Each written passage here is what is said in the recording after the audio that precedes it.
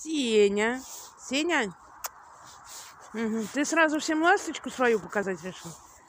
Ты молодец, ты спортивный мальчик, гимнаст. Он еще храпит, как мамонт. Сегодня ночью ему говорю, Сеня. Я говорю, ты понимаешь, я говорю, такая собака маленькая, как ты, просто не может так храпеть. Я говорю, ты же как трактор.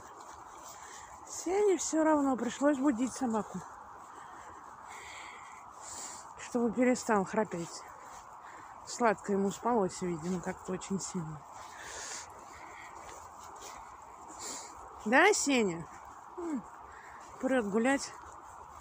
Вообще пофиг ему на все. И на снег, и на мороз. Ну, в принципе, это не такой сильный мороз, -5. Вот. В снега лазит.